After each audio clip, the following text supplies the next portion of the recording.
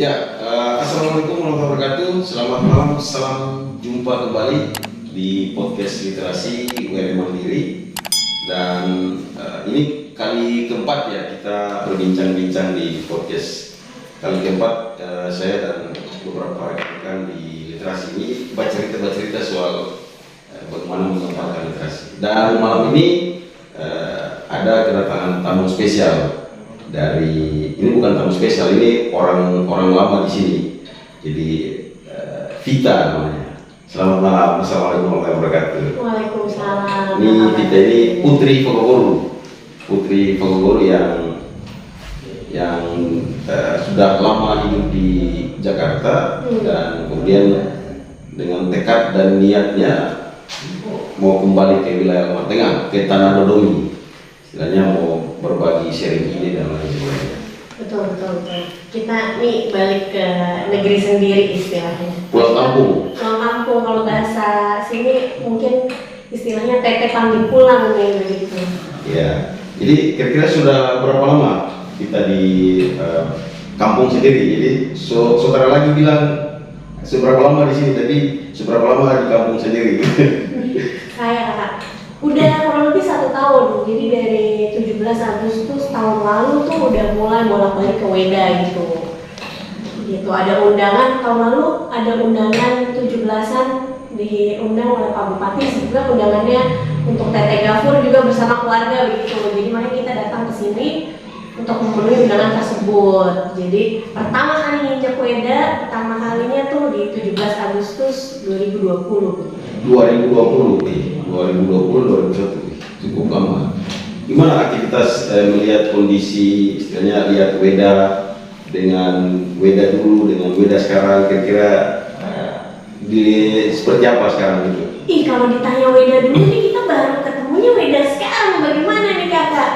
Jadi dari Jakarta, tapi kita kesan pertama kita di Weda nih kok bagus sekali ya, maksudnya hijau gitu. Begitu kita datang dari Ternate, kita seberang ke Loleo begitu kan, terus lewatin Gita, Payahe gitu kan. Waduh, ke Weda nih jauh banget ya kayaknya begitu kan. Berarti baru pertama kali 2020 datang di Weda?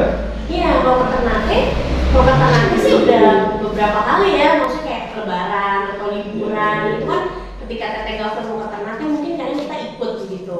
Terus Cuma sampai di Ternate? Cuma sampai di Ternate. Dulu tuh pengen banget kayak ikut ke Patani begitu, ikut di Patani begitu. Habis itu tapi Teteh selalu bilang kayak udah gak usah ke Patani, itu jauh gitu. Kayak Iya. jauh sekali bilang kayak gitu kan.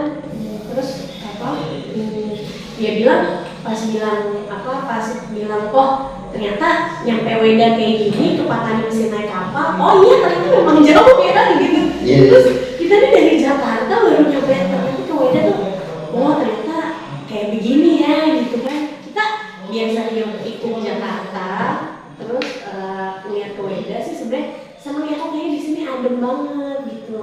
So biasa di Jakarta, kemarin di Ternate, terus sambil di Weda gitu. Iya. Berarti suasananya agak beda gitu. Suasananya beda sekali, Ternate ramai, terus udah gitu begitu ke Weda, dari naik speed aja kita udah, waktu itu kebetulan kita mau naik di Semut tapi ada masalah, inget banget tuh tahun lalu. Ternyata ada demo gitu, terus dia nggak bisa pergi. Jadi kita suruh, di Semut, terus suruh geser ke Kota Baru. Iya. Nah, Kota Baru tuh, dan hari itu nggak Loleo, tapi Buraping. Buraping. Jadi begitu datang, orang naik mobil, kebetulan dijemput kan di Buraping sama dari Pak Bupati kasih jemput gitu kan. Terus kita dikasih tahu gitu lewatin kita kayak ya Allah ini jauh sekali, kita pulangnya kita mikir kayak ya ampun kalau cuman 2-3 hari akan sayang sekali gitu. Jadi naik 3 angkatan darat, angkatan udara, angkatan laut. Jadi naik pesawat, naik motor, mobil, naik speed. Jadi 3 angkatan sampai di Weda. Terus tapi kita senang sih, maksudnya ketemu di Weda itu kan sebetulnya kayak pulang ke negeri sendiri. Makanya kenapa kita tadi bilang Teteh panggil pulang begitu. Karena kan kita punya leluhur nih dari Dotu begitu kan, dari Patani nih. Kita punya Teteh aja lahir di Patani gitu.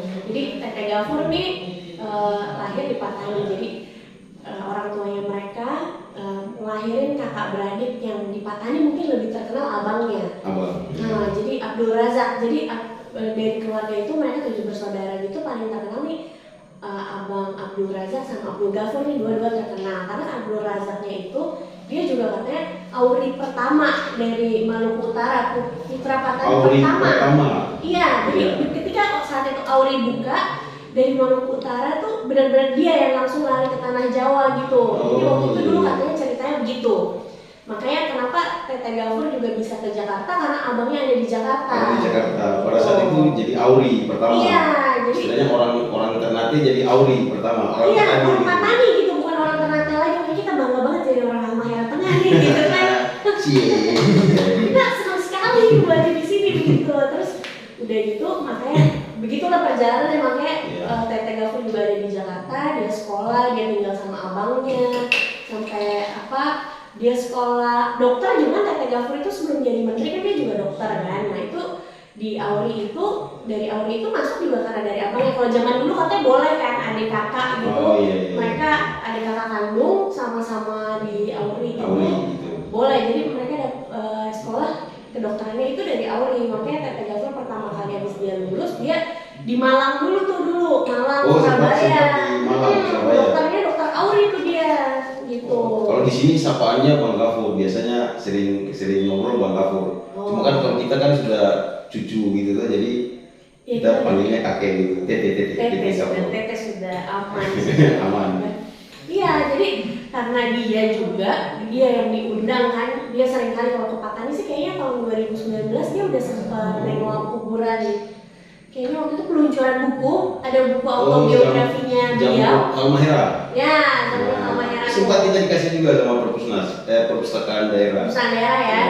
Jadi si biografinya Tete itu begitu dia launching buku di sini, dia pulang juga ke Patani. Kebetulan waktu pulang ke Patani itu papaku ikut. Nah terus jadi pokoknya kita dari sana lah mulai. Itu Tete Ghafur mulai tuh dia pulang, dia tanya kayak, Fit apa kamu nggak mau coba, kebetulan kita tuh kerja konsultan pajak, sibuk di Jakarta nih ceritanya. Terus Tete tuh kayak kurang seneng lah, menurut dia nih cewek-cewek ini perempuan harusnya nggak seperti itulah. Kayak kalau kerja tuh jangan terlalu workaholic lah gitu, kalau bahasanya Tete gitu, harus direm, Tete bilang kayak gitu. Terus ini katanya cucu tersayang ya? Iya, katanya begitu ya, karena dia mungkin tenteng-tenteng gitu, dia maksudnya dia bawa ke sana kemari, dia bimbing itu. Dari Tete Abdul Razak abis meninggal itu kan kita dari kecil-kecil memang udah sama Tete Ghafur gitu kan. Terus jadi mungkin karena yang suka nemenin dia beberapa tahun terakhir, kita tuh karena kerja terus konsultan pajak, pulang lembur gitu kan, pulang malam. Terus dia bilang kayak suruh tinggal di rumahnya dia, makanya ya itulah mulai banyak pembelajaran empiris tuh dari dia gitu. Jadi kenapa juga mau pulang, dia yang bilang kayak kemarin kok Tete ke Patani gitu, kayak ada rasa kayak mesti ada orang yang ngurusin gitu. Sempat ke Patani? Iya 2019 kan itu, Desember 2019 dia balik. Tapi kira-kira kalau pesan-pesan dari Tete Ghafur gimana? Pesannya sih dia sebenarnya itu mungkin dia yaitu kalau kita bilang mungkin udah tanda-tanda dia mau nggak ada kali ya. Maksudnya di tahun 2020 awal abis aku resign dari kantor itu, dia bilang kayak coba balik deh, dia bilang. Dia kasih buku, dia bukain bukunya dia. Di bab 2 itu dia ada orang kampung jadi orang di tanah Jawa. Anak kampung, dia bilang anak kampung jadi orang di tanah Jawa. Maksudnya ini orangnya tanda kutip kan ya. Maksudnya dia bisa jadi menteri begitu. Jadi di bab itu dia tunjukin tuh. Terus di bab terakhir juga dia bilang, di buku itu dia ada bilang katanya ke sejauh-jauhnya orang merantau, kita tuh tetap mesti harus balik ke kampung sendiri untuk berbuat sesuatu. Dia ngomong kayak gitu. Jadi itu poinnya. Sejauh-jauh orang merantau harus kembali ke dia bilang kayak begitu. Kalau bukan Tete Ghafur pasti ada generasinya, cucunya gitu yang harus. Mungkin dia sebenarnya harapnya dari anaknya atau apa mungkin, tapi mungkin kan kita kebiasaan hidup di Jakarta gitu, dan kebiasaan hidupnya ini nggak nggak politik seperti Tete begitu. Iya, Jadi iya. untuk pulang tuh mungkin udah pada punya bisnis masing-masing atau apa. Jadi jalan yang diambil tuh nggak kayak gitulah gitu. Terus Ya, jadi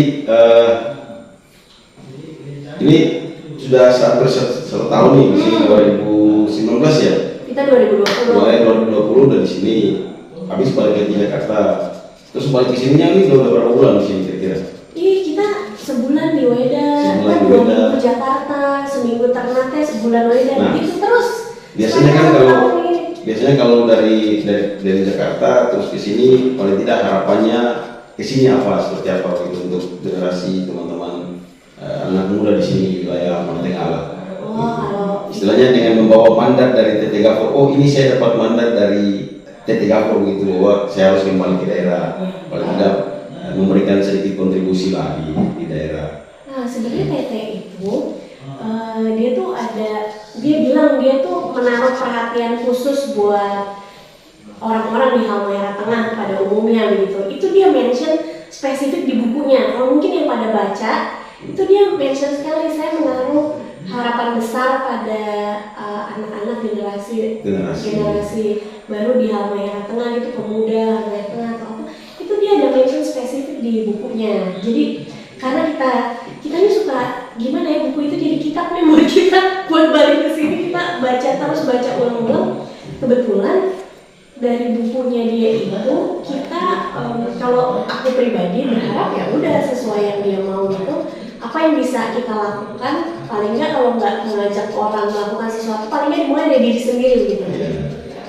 Jadi kita nih pengennya ngeliat pemuda Halteng yang makin kesini kita dalamin tuh banyak ternyata kreatif atau terus ternyata juga banyak kesenian daerah yang belum orang tahu begitu. Kayak tahun lalu kita ikut Fanten ke Patani gitu, itu kan tradisi Cokaiba. Sempat ikut di Patani? Sempat ikut tuh. Terus kayak itu kan Cokaiba, itu kan orang nggak banyak yang tahu gitu. Kalau kita nggak explore Cokaiba, itu orang nggak tahu. Tapi kayak tadi nih kebetulan misi itu Allah jalanin, Allah permudah, ternyata ada wadah ekonomi kreatif di Ternate yang kita ikutin.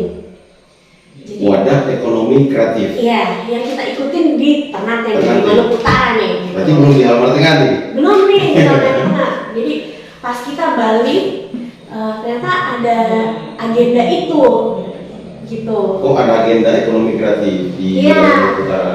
Jadi diajak, sebenarnya yang ngajak juga anak Halteng gitu kan, masih sepupu lah gitu kan.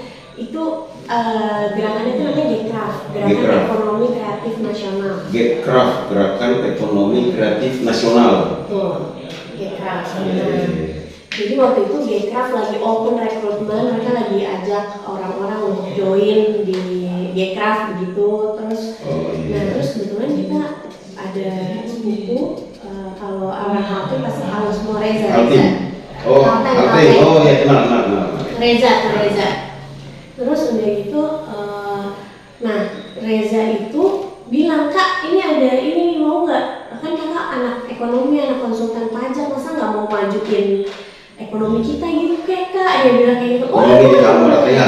Eza sebenarnya mentionnya ekonomi, siapa tahu nanti ke Halteng kita kan kakak udah di Weda tahu gitu. Dia bilang jadi kayak gitu. Jadi kita kebetulan dengan misi ikut Gekraf nih, jadi kita ya berharap Gekraf Maluku Utara udah kebentuk juga Halmahera Tengah, ya kita berharap pemuda-pemuda yang pelaku ekonomi kreatif di Halmahera Tengah juga keangkat gitu. Terlibat langsung dengan Gekraf. Kira-kira di Halteng gimana? Sudah ada belum Gekraf? Gekraf di Halteng ada. Jadi Gekraf ini kan kita sedikit cerita deh kan bagaimana Gekraf begitu. Terus karena saya juga berdaya dengan Gekraf. Gitu ya? Iya. Jadi si Gekraf itu sebenarnya wadah lah dari di bawah Kemenparekraf ya, Sandiaga Uno. Dia yang punya program Gerakan Ekonomi Kreatif Nasional, makanya itu singkatannya Gekraf begitu. Terus nah dia cuman bentuk dari inspirasinya dia aja untuk empowering UMKM gitu. Oh jadi Gekraf ini untuk bagaimana UMKM, memajukan UMKM. Iya, jadi dia itu inisiatif publik dalam pengembangan ekosistem ekonomi kreatif. Kalau kita ngomongin ekonomi kreatif ini ternyata setelah ikut Gcraft aku juga baru tahu ternyata itu tuh beda. Orang tuh banyak yang salah sangka ekonomi kreatif sama pariwisata. Nah, karena ada yang tanya kayak mau ikut Gcraft antara UMKM sama ngomongin wisata. Ternyata tuh wisata itu nggak masuk di 17 subsektor, tapi ternyata cuma dari 17 subsektor itu ternyata itu yang bisa mendukung ada hal-hal yang subsektor tertentu yang bisa menunjang pariwisata di daerahnya gitu. Jadi kalau Gcraft ekonomi kreatif. Iya, gerakan ekonomi kreatif. Kalau istilahnya kita sih kalau dengar UMKM berarti kita bicara ekonomi. Kalau bicara kreatif berarti ini ada wisata-wisatanya gitu. Iya, orang kan pada bilangnya kayak gitu. Ternyata sekarang sekalian kita kasih tahu itu ternyata 17 subsektor ekonomi kreatif ini itu di dalamnya tuh ada arsitektur. Ternyata ini pelaku-pelakunya begitu. Pelaku ekonomi kreatif yang bisa menunjang pariwisata sebuah daerah lah kayaknya gitu ya. Irisannya sih sebenarnya benang merahnya kayak gitu. Untuk mengangkat pariwisata. Jadi kalau UMKM atau subsektor itu maju, di 17 itu maju kan otomatis pariwisata daerahnya juga keangkat gitu. Jadi kalau 17 ya, 7 atau 7 subsektor. Terus udah gitu 17. Jadi 17 itu mungkin teman-teman bisa sambil googling juga ya. Nah, jadi kalau 17 itu kan 17 itu kan ada arsitektur, terus ada desain komunikasi visual, terus desain grafis, seni kebudayaan, seni pertunjukan, terus udah gitu ada juga seni rupa begitu, kriya, dan kalau kita lihat di Maluku Utara mungkin banyak kayak Ternate lah, kota Ternate, kota Tidore, tapi karena kita anak Halteng ya kita kembali pengen mapping di sini. Iya, kita tuh pengen mengeluarkan potensi yang ada di Halteng, karena ini Halteng nih maksudnya orang nih masih mungkin kalau nyebut Maluku Utara orang tuh kayak anak Ternate apa Tidore begitu. Kalau cuma dua, biasa kalau Ternate cuma Ternate apa Tidore. Iya, biasa kan kalau kita mahernya biasanya di belakang. Iya, kayak ditanya asal mana kan? Oh ternyata asal cuman, kita anak Halmahera Tengah gitu. Jadi kita tadi kebetulan karena Gcraft itu kemarin udah dilantik di Ternate. akhir Agustus lalu itu udah dilantik di Ternate di Granda Farm, itu kan DPW. Terus DPC-nya untuk kota kabupatennya kebetulan juga, jadi Gcraft Halteng ini udah kebentuk. Jadi langkah pertama yang akan kita lakukan itu adalah mapping. Iya, jadi tadi sama ketua Gcraft DPC Halteng, Ilham Reza Muhammad nih, Reza Kamaludin, mungkin kalau di sini pada kenalnya Reza Kamaludin, itu kita udah pergi ke Dispar untuk menyatukan frekuensi lah begitu, untuk sama-sama mendampingi Kabid Gcraft untuk tahu lah semua subsektor. Ternyata kita baru tahu, karena kan kita cari sebenarnya 17 itu, kita berharap 17-nya ada di Halteng gitu, terekspos lah gitu kan. Ya, jadi kira-kira kalau Gcraft ini melihat potensi yang ada di Alamat Tengah seperti apa? Kalau saya udah lihat ini ada 17, saya ada searching nih. Ini 17 ekonomi kreatif ya. Yang pertama mungkin aplikasi, terus arsitektur juga, ada desain interior, ada desain komunikasi visual, dan juga ada fashion, film animasi, fotografi, kriya, kuliner, musik, penerbitan, periklanan, seni pertunjukan, seni rupa, televisi dan radio, pengembangan permainan. Wah, itu banyak sekali nih. Banyak kan? Memang 17 subsektor itu banyak. Nah, makanya pas kita telah satu-satu itu mungkin ya namanya di kabupaten ya gitu kan, pasti nggak semerata di kota besar, kita paham kayak gitu. Jadi mungkin di kabupaten ini cuma ada 4 atau 5, nggak cuma di Halteng lah, kita percaya di kabupaten-kabupaten kecil lainnya pasti juga sama kayak gitu. Jadi nggak harus 17 itu terpenuhi gitu, nggak harus. Iya lah, tujuannya kan kita tetap cari. Jadi kita sesimpel pertanyaan kayak di sini Halteng anak asal Halteng ada nggak yang jadi arsitek, kan sesimpel kayak begitu dong. Kita tanya ke pemuda pemuda-pemuda Weda gitu, Iya. atau mereka bilang ada Kak gitu kan, tapi sekarang lagi di Jakarta. Oh ya nggak apa-apa, tapi kan itu asal Halmahera Tengah gitu. Jadi siapa tuh, kan sesimpel kayak gitu pertanyaannya Tapi gitu. karena melihat potensi yang ada di Halmahera Tengah Sebenarnya gimana? kita nih potensinya kita lihat anak-anak pemuda Weda dari kita beberapa hari ini ngobrol-ngobrol gitu, banyak sekali yang kreatif, luar biasa. Wis, bos tuh. Iya, Keren. ternyata di Halmahera Tengah ini banyak sekali. Jadi walaupun untuk dari Bispar yang didukung sama programnya Pak Bupati Halmahera Tengah ini memang mereka fokus di 4 prioritas ekonomi kreatif yang ada di Halmahera Tengah. Mulai dari Weda Utara, Weda Selatan, atau pokoknya semua di Halmahera Tengah. Nah, dia 4 itu katanya kuliner, kriya, seni pertunjukan, sama seni rupa. Iya. Karena itu kan banyak sekali di Weda Utara, di Weda Selatan, ada yang kalau kuliner juga kayak gitu. Nah, kita sih berharap dari Halmahera Tengah, mungkin start dari kota Weda gitu, ada terbentuk titik ekonomi kreatif lah, sesuai sama programnya Bang Sandi nih, gitu kan, sesuai programnya Gcraft ya, mau siapapun programnya itu ya, maksudnya di bawah Kemenparekraf atau di bawah Sandi gitu, kita berharap tetap ada. Jadi orang ketika ke Weda, dia tahu gitu, dia lihat, oh kita mesti kemana, oh kita mesti misalkan sebut ya, oh mesti ke Taman Fagoboro gitu. Oh iya. Kawasan ekonomi kreatif. Gimana idenya kalau kayak gitu? Ya, kalau kawasan ekonomi kreatif sebenarnya di gara-gara kopi yang saat ini dibentuk sama teman-teman muda. Nah itu juga kita nggak tahu itu masuk dalam Gcraft atau enggak, kita ngobrol dengan juga kan. Tapi ini yang kita lakukan teman-teman muda soal bagaimana mengembangkan ekonomi kreatif.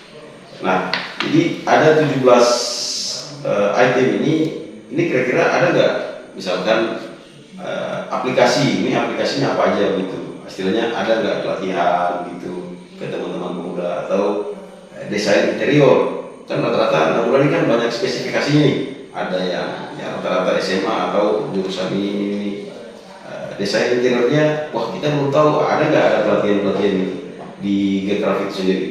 Oh, di Gcraft sih sebenarnya harapan kita nantinya kayak gitu ya. Mungkin nanti programnya kalau Gcraft itu kan pusat sih ya, kalau kita lihat di websitenya itu dia belajar bersinergi dan berdaya. Kayaknya maksudnya nantinya itu ke depan pastinya kan dia, karena dia wadah, pasti dia akan ada, dia bisa mungkin ada program mentoring, ada inkubator bisnis begitu. Jadi mana di daerah, makanya itu pentingnya kenapa kita mapping. Jadi kita tahu mana industri yang subsektor yang berkembang, mana yang kurang berkembang. Kita nggak bilang tidak berkembang di sini ya, kita bilang yang kurang berkembang. Jadi mungkin sumbangsinya tuh bisa dilihat gitu, kayak yang berkembang ini kan sinerginya banyak. Maksudnya nggak cukup dari Maluku Utara terus lebih besar lagi kan di Indonesia sana, DPP pusat sana kan. Nah itu mungkin sinerginya kayak gitu. Nanti akan ada pelatihan-pelatihan sampai ke tahap kabupaten. Jadi kita pastikan, kita pastikan maksudnya supaya halte ini juga dapat pelatihan kayak gitu. Jadi gini, saya kan kebetulan lebih ke literasi. Nah literasi ini juga kan saya kasih contoh seperti ini. Kemudian itu bisa ada bagian dari pertanyaan untuk Gcraft. Saya kan kebetulan lebih ke literasi. Literasi ini kan sudah bertransformasi. Nah, sudah bertransformasi itu pelatihan misalkan UMKM, pelatihan bengkel, menjahit apa segala hal. Nah, ini kan kadang-kadang kan orang dari disnaker kan, disnaker. Literasi udah ngambil bagian dari kerjaan kita gitu. Wah, ini kan kerjaan kita, ngapain harus literasi yang kerjakan kayak gitu. Nah, ini yang perlu kita tahu juga dari Gcraft. Kira-kira kalau misalkan kita pelatihan fashion atau kita pelatihan kuliner, nanti kan nanti orang-orang di sana ngomongnya, wih ini program kita loh gitu, kenapa harus diambil sama kayak gitu, kenapa harus kayak gitu. Jadi sebenarnya kuncinya sih satu kalau menurut aku. Kuncinya tuh memang kolaborasi. Oh, Jadi iya, biar dia bersinergi. Jadi mau sama dinas manapun, kita tuh sifatnya membantu aja gitu. Iya. Jadi kalau misalkan kita udah membantu, kita rasa kalau misalkan kita sampein, kita sama-sama kolaborasi sama dia, jadi dia nggak merasa diambil begitu Jadi kali ya.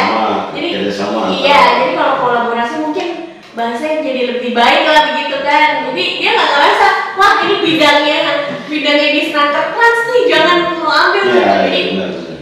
jadi kuncinya itu kayaknya menurut aku kuncinya sekarang kolaborasi. Jadi kan harus, kalau tagline-nya di Craft Malut tuh berdaya bersama, berdampak sesama. UMKM, wah ini kan wilayahnya apa, dinas sosial kayak apa mah, perintah kop gitu. Oh ini kita UMKM.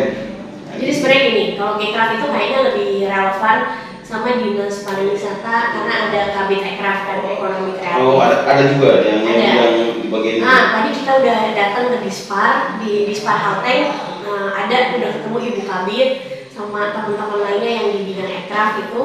Kita tahu sekarang di Halteng ini ternyata memang banyak karena mereka udah mapping. Kebetulan mereka baru selesai turun, jadi datanya mereka masih hangat lah gitu. Jadi kalau mau join G-Craft gimana?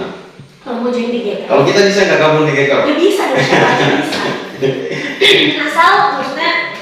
Asal mau kontribusi, asal mau memajukan. Sebenarnya G-Craft nih harapan kita cuma satu lah gitu kan, biar bisa sama-sama majuin daerah masing-masing lah gitu. Ada syarat-syarat tertentu nggak kalau masuk di G-Craft? Nggak ada syarat sih, maksudnya kita cuma yang penting ada kemauan. Ada kemauan. Kuncinya dua kalau menurut aku buat sharing sama teman-teman, kemauan sama keyakinan. Kemauan sama keyakinan itu yang paling penting. Iya, kalau lu nggak yakin, kalau kita nggak yakin ini bisa besar, percuma mau kerjain di situ. Ya, bukan soal pengetahuannya, yang penting adalah mau dulu nih. Iya, kemauan itu kan luas. Dari dia mau belajar sama-sama. Pengen tahu juga. Iya, dia mau belajar sama-sama. Dia mau maju sama-sama. Jadi nggak sama rata sama asal gitu, kayak nggak ada yang di sini tuh kan di G-Craft itu nggak ada yang kayak atasan sama bawahan begitu, atau ketua sama stafnya, anggota atau apa, kan sebenarnya nggak ada kayak gitu. Jadi beberapa bulan begini ada nggak kendala-kendala yang beberapa hari mapping terkait dengan G-Craft di Hamar Tengah sendiri? Kalau Hamar Tengah nih kayaknya kendalanya sekarang lagi cuaca nih. Oh musim hujan. Aduh, kita mau ke Weda Utara sana di Loko Lamu sana lagi. Aduh, tadi kemarin banjir. Waduh, masa kita lagi mapping bisa pulang pakai speed BNPB, bagaimana? Kemarin nggak bisa lolos sampai ke Belum sih, kita baru mulai sih memang. Kita kebetulan baru mulai di minggu ini untuk Halteng. Iya. Terakhir nih, kira-kira harapannya apa untuk generasi muda terhadap inkarnasi G-Craft ya maksud saya? Yang apa? Oh, harusnya sih generasi muda ya, kita nggak, sekarang kita mau global aja lah ya, nggak usah sama G-Craft nih misalkan. Apa, nggak cuma G-Craft maksudnya, pengen semua anak muda ini nggak hanya karena ekonomi kreatif gitu, jangan sampai kita expert di bidang kayak pariwisata gitu, misalnya kita tour guide atau apa begitu, terus kayak di subsektor itu nggak ada, terus kayak sekarang lagi fokus pada ngetrend ekonomi kreatif, mau gimana